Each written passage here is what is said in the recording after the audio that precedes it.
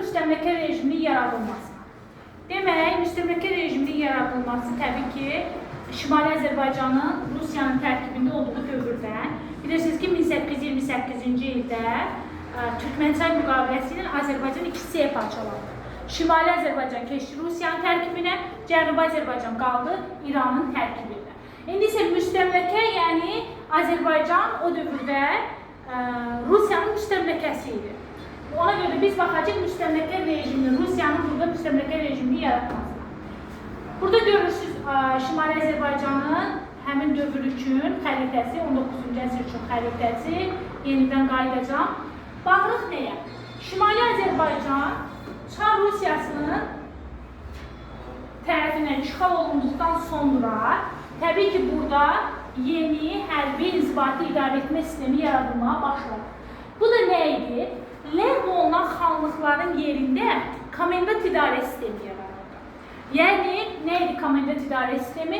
Rus zabitinin, yəni bir xristiyanın başında durduğu idarə etmə sistemi idi və deyək ki, hansı xanlıq ki birbaşa ləğv olunurdu, onun yerində yaranırdı komendant idarə sistemi.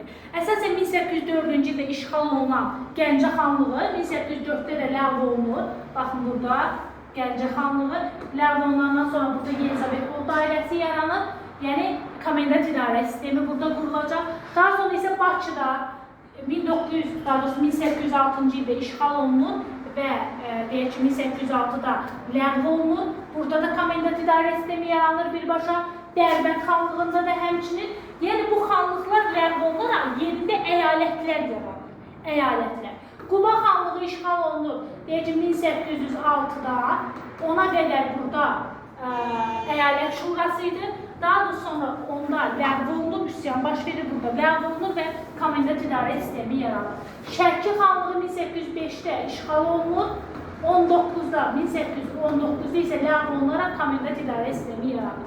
Qarabağ xanlığı 1805, Şəki ilə Qarabağ 1805 Kürəkçay müqaviləsi ilə Rusiyanın tərkibinə keçmişdə işğal olunmuşdular. 1800-də isə Qarabağ xanlığı ləğv olunub, komendant idarə sistemi yaranır. Şirvan, yəni Şamaxı xanlığı isə 1805-də Kürəkçaya bənzər müqavilə ilə işğal olundu, 1800-də ləğv olundu. Lənkəran 1813-də işğal olundu, 1826-da ləğv olundu.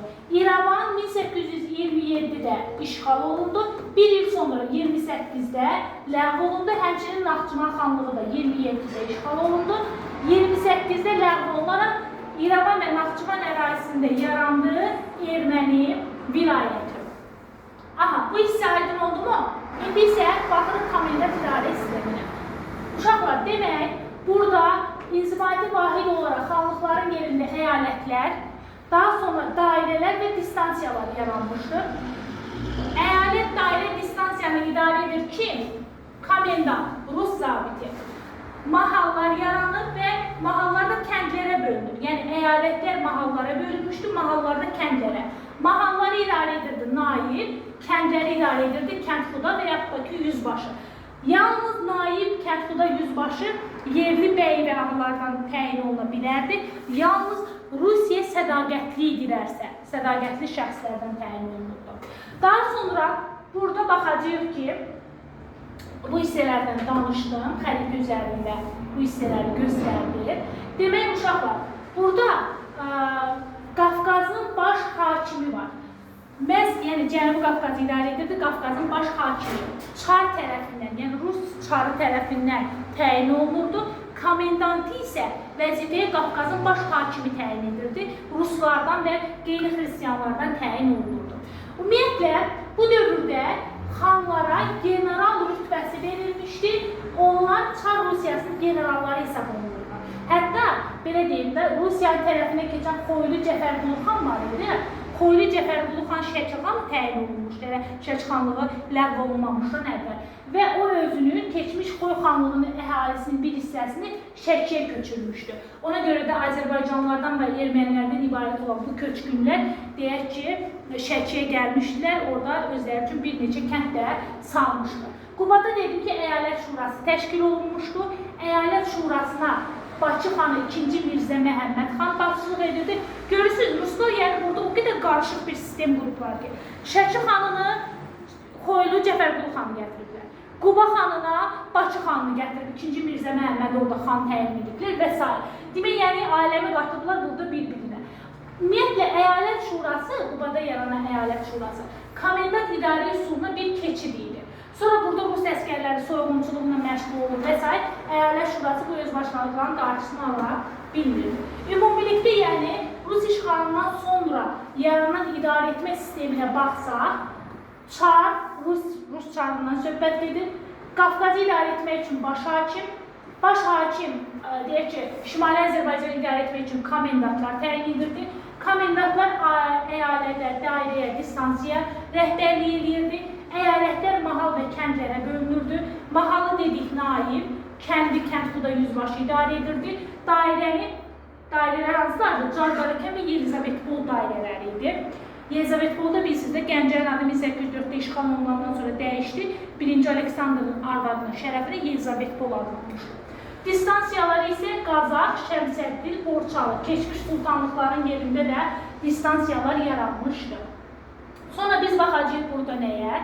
Bu xanlıqların deyək ki, işğalını və ləğvini dedim, bu hissələri dedim. Baxın, burada General Mədətov var idi ki, kim idi General Mədətov? Qarabağda o qədər torpaq ələ keçirmişdi ki, ən zəngin mülkədara çevrilmişdi. Hətta onu məhkəməyə də vermişdilər, həddə aşmışdı deyə. Ondan sonra bu Naxçıvan və İrəvan 1828-ci ildə dedim, işğal olunduqdan sonra burada Erməni vilayəti də yaradılmışdı. Sonra 1840-cı ildə komendant idarə sistemi ləğv olandan sonra bu da ləğv olacaq. Sonra baxacaq nəyə? Burada Qarabağ, Şəki, Şirvan deyək. Qarabağ, Şəki, Şirvan, Lənkəran əraziləri mərkəzi Şuşa olan Müsəlman əyalətliyi rəisliyinə tabi olmuşdur. Nəyə tabi olmuşdur? Müsəlman əyalətliyi rəisliyinə. Hansı ərazilər? Qarabağ, Şəki, Şirvan, Lənkəran. Mərkəzi haraydı? Şuşa. O ki, Rusiya ciddi şəkildə müqavimət göstərən Quba, Dərbənd, Bakı ki var idi. Bunlar da hərbi dairə rəisliyinə tabi olmuşdular. Bakı, Quba, Dərbənd. Hərbi dairə rəisliyinə.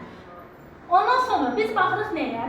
Burada dedik ki, yerli bəy və ağalar kənd-xuda naib ola bilərdilər, ancaq Rusiya sədaqətli olmalıydılar. Dövlətdən heç bir maaş almırdılar bunlar. Heç bir maaş almırdılar, yalnız bəzi imtiyazlar verilmişdi bunlara.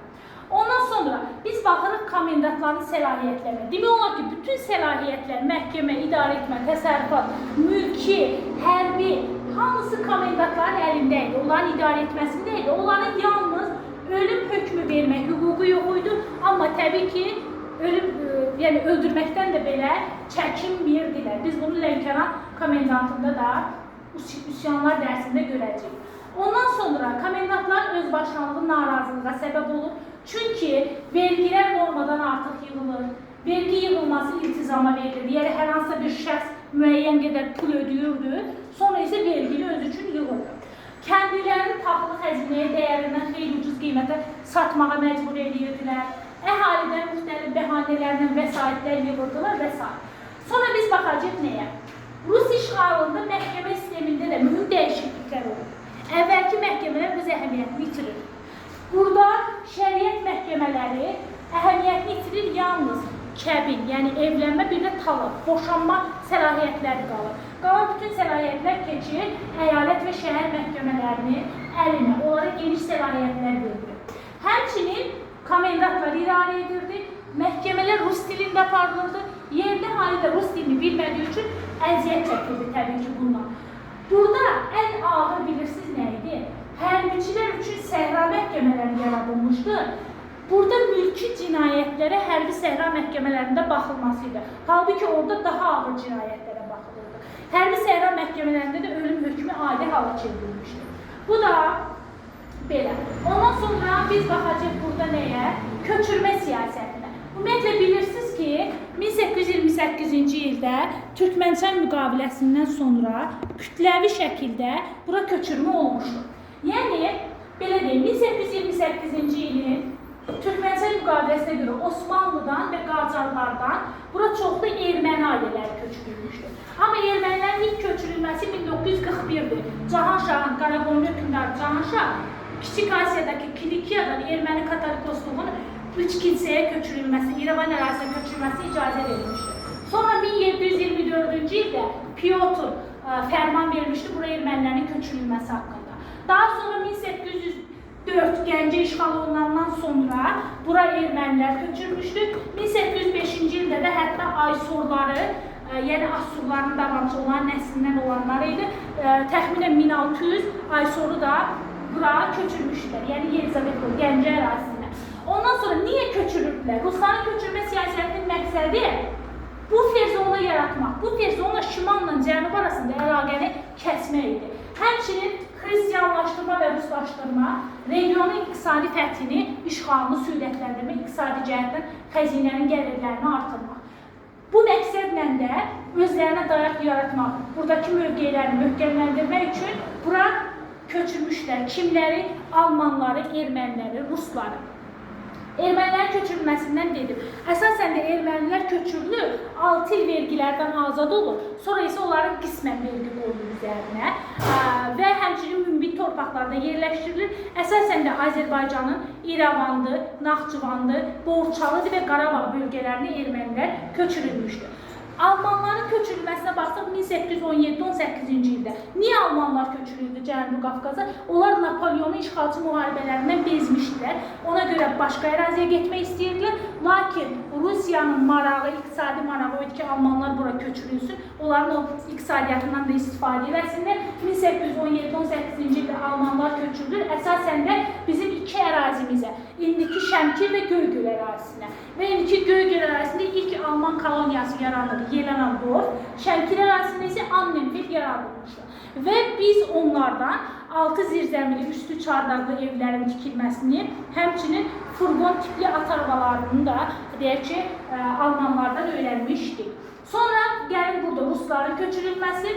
Rusların da köçürülməsi, belə deyim ki, əslində bunlar istəyirdilər ki, buradakı Rus əskərləri qalsınlar. Amma Rus əskərləri burada qalmaq istəmirlər iqlimə görə. Ona görə də Rus çarı 1. Nikolay 1830-cu il 20 oktyabrda fərman verir ki, bura təriqətçi və bidətçi Ruslar köçürülsün. Ruslar da əsasən Azərbaycanın Qarabağ, Lənkəran və Şirvan bölgələrində köçürülür, məskunlaşır. Hətta bizim köçəri el atlarımızın da o münbit torpaqları alınaraq Ruslara verilmişdi və onlar üçün şərait yaradılmışdı. Bu da təbii ki, Azərbaycanı növbəti dövrlərdə davam edəcək. Azərbaycanı və əhalinin yaşayışına çox mənfi təsir göstərmişdir. Demək, müstəmləkəni oxuyacaqsınız iqtisadi siyasətə qədər. Vaxt az olduğu üçün biraz sürətli izah elədim. Ama ümidvarım ki, yəni qaranlıq qalan bir şey olmadı.